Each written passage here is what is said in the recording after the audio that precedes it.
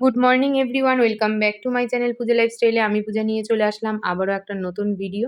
তো আজকে সকালবেলা ঘুম দিয়ে উঠে রুটি বানাতে এসে দেখো টিফিন বক্সে ডাইরেক্ট রুটি রাখছি। মানে আজকের রুটি একদম গুনে করবো যাতে একটাও বেশি না হয়, কারণ আজকে রয়েছে মার বাড়িতে একটা বিগ প্ল্যান।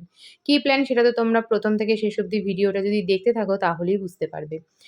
ঝটপট করে রুটি বানিয়েছি আর তার সাথে করব একটু পেঁয়াজ আলু দিয়ে চিংড়ি মাছ দিয়ে ভাজা। ফ্রিজে চিংড়ি মাছ রয়েছে, ভেবেছিলাম লাউ ঘন্ট করব, তারপর দেখলাম না, আজকে আর লাউ ঘন্টকে কাজেই লাগবে না, শুধু শুধু করে নষ্ট করে লাভ নেই। কারণ এখন তো বলতে গেলে কদিন ধরে মানে এই গোটা সপ্তাহ ধরে শুধু মার বাড়ি দিয়ে খাওয়া দাওয়া আসছে, সকালবেলার এই টিফিনটুকু শুধু একটু করে নিতে হচ্ছে এই আর কি। তো ফ্রিজের মাছ ফ্রিজের মতন ধরাই রয়ে গেছে। চিংড়ি মাছটাকে ভেবেছি পেঁয়াজ আলু দিয়ে একটু ভাজা ভাজা করি, গণেশ টিফিনে নিয়েও যাবে আর তার সাথে সাথে খেয়েও যাবে। ব্যাস, ওকে টিফিনটা গুছিয়ে দিয়ে নিয়ে এবার আমি খাবো হচ্ছে 1 গ্লাস জল। আর দেখো ওই ঘরের বিছানা তো আমি রোজই এখন ওই ঘরে নিয়ে এসে এই ঘরে নিয়ে এসে রেখে দিচ্ছি, কারণ আমার তো রয়েছে টিউশন পড়ানো, ওই জন্য একবারে কাজ গুছিয়ে যাওয়া, যাতে বিকেলে এসে আর কোনো অসুবিধা না হয়। কারণ বিকেলবেলা যখন আসি না, তখন পুরো বিধ্বস্ত অবস্থায় আমি আসি, তখন আর ইচ্ছা করে না যে বেশি কাজ করি, তবুও করতে হয় দুটো একটা কাজ এই আর কি। কমপ্লিট, স্নান কমপ্লিট। আজকে আর গণেশের টাইমের সাথে আমি পেরে উঠিনি বাবা। ও সকালবেলা আজকে প্রচুর তাড়া ছিল। এই ঘরের বিছানা ঝাড়ছি, তখন বলছে কি গো তুমি রেডি হওনি, আমার সাথে যাবে না? আমি বলছি না গো, আমি এখন পুজো দেবো তারপর তো বেরোবো।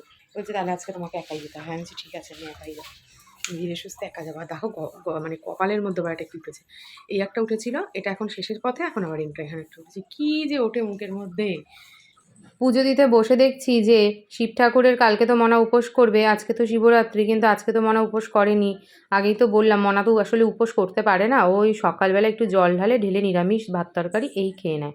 তো আজকে তো 10টা নাগাদ লাগবে, আমি জানতাম না, আমি না জানতাম বিকেল 5টা নাগাদ লাগবে, এই জন্য ওকে আজকে আর জলটা ঢালাইনি। পরে জানলাম যে 10টায় লাগবে, তারপর বললাম ঠিক আছে।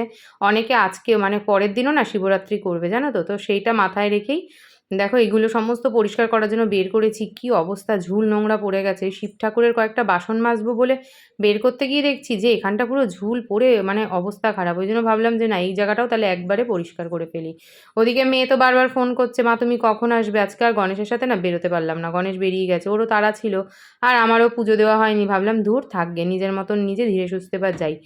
রোজ রোজ গণেশের সাথে যাওয়া মানে হলো এক ঝামেলা, আর যাওয়ার সময় যা খ্যাচখ্যাচ করতে থাকে তার থেকে বরং আমি নিজের মতন নিজেই যাব, সব গুছিয়ে গাছিয়ে নিয়ে তারপরে। তো সেই মতন দেখো এই জায়গাটা পরিষ্কার করে একদম গুছিয়ে নিলাম। মোটামুটি রেডি হয়ে নিয়েছি আর সাথে নিয়েছি এখন একটু খাওয়ার জন্য লেবু চা। উফ বাবা, এত কাজ করে আমি লিটারেলি হাঁপিয়ে গেছি। এই হচ্ছে আমার চা আর এই হচ্ছে আমি। চলো রেডি হয়ে গেছি। কপালের মধ্যে এটা কি ব্যথা লাগলো জানো না, ক্রিম মাখতে গিয়ে আমার। চলো রেডি, বেরোনো যাবে। প্রচুর জামা কাপড় সব কেচেছি, বাইরেই মেলা থাক, এসে তুলে নেবো ওখানে। আজকে মার বাড়ি এসে আর কোনো ভিডিওই করিনি। এখন আমার বাড়ি যাওয়ার পালা। এখন বাজে প্রায় 3:30, এখন বাড়ি যাব আমি, পুরো রেডি। চলো বাড়ি যাই। একটু ঘুমোলো না, আজকে এত গল্প হয়েছে। মার বাড়ি থেকে বাড়ি এসে সবার আগে দেখো জামা কাপড়গুলোকে তুলে নিচ্ছি, আর বাড়ি আসার পর মনটা খারাপ লাগছে এটা ভেবে যে কালকে আর যাওয়া হবে না। তো মনাকে গণেশ রাত্রেবেলা বাড়ি নিয়ে চলে আসবে, আর তার সাথে সাথে সেই যে বললাম না বিগ প্ল্যান, আজকে আমাদের ডিনার নেই, ডিনারে মার বাড়ি দিয়ে আজকে খাবার আসবে। তো সেই জন্যই কিন্তু আজকে রান্নাবান্নাও নেই, আর মনাকে নিয়ে গণেশ খাবার দাবার নিয়ে একবারে রাতে বাড়ি ফিরবে। মনা আর এখন ফেরিনি, আমি তো পড়াতে থাকি, মনা আর এই ঘরে বসে কতক্ষণ সময় কাটাবে বলো? এই ঘরে টিভি থাকলে তবু টিভিটা দেখতে থাকতো, কিন্তু টিভির ঘরেই তো আমি পড়াই। আর এখানে দেখো সোয়েটারগুলো এবার তোলার জন্য প্রস্তুতি নিয়েছি, সমস্ত ভাঁজ করে গুছিয়ে নিয়েছি আর পড়তেও চলে এসেছে। এখন গ্যাসের ওষুধ খেয়ে পড়াতে বসি। বাজে হচ্ছে রাত্রির প্রায় 8:30 কি 9:15 মতন, টিউশনি পড়িয়ে জাস্ট উঠলাম। উঠে সবার আগে নিয়েছি দেখো চা আর বিস্কুট। এই চা বিস্কুট না খেয়ে আমি আর পারছি না। চা বিস্কুট খাবো, খেয়ে তারপর যাবো ঠাকুর বাসন মাজতে। আজকে এখনো মানে অনেকগুলো বাসন বেরিয়েছে, মনে যেহেতু কাল সকালে জল ঢালবে, সেই জল ঢালার ঘটি থালা এই সমস্ত সব বার করেছি। তারপরে এই দেখো সবজির ট্রে বার করে রেখেছি, সবজি কাটতে হবে, কালকে তো আর মার বাড়ি যাচ্ছি না, মানে রান্না বান্না করতে হবে, আবারও আগের ফর্মে ফিরতে হবে। মনার আগমন ঘটেছে বাড়ি দিয়ে, আর তার সাথে সাথে মানে দিম্মা বাড়ি দিয়ে এই বাড়িতে আগমন ঘটেছে, আর তার সাথে সাথে আমাদের খাওয়া দাওয়ারের আগমন ঘটেছে। আজকে ডিনার তো আজকের মেনু হচ্ছে আমাদের ফ্রাইড রাইস গরমা গরম, আর তার সাথে রয়েছে হচ্ছে chilli chicken. Yummy yummy tasty tasty খাবার। মনা খেয়ে এসছে তাই তো, খাওয়া দাওয়া কমপ্লিট। গণেশ গেছে এখন হচ্ছে মনা শিব পুজোর বাজার করতে। যদি কাল সকালবেলা না মানে বসে, কালকে আবার 8:13 না 15 ছেড়ে যাবে না রে মনা, 8:20 ছেড়ে যাবে, তার আগে আনতে হবে, ওনা তো বিশাল চাপ হয়ে যাবে। আর মেয়ে উপোস করবে বলে কথা, আর কিছু বলতেও পারছে না যে না আমি আনতে পারবো না, তুমি আনোনি কেন, মেয়ের বেলা সব ৭ খুন মাপ বলে না? সেরকম ব্যাপার।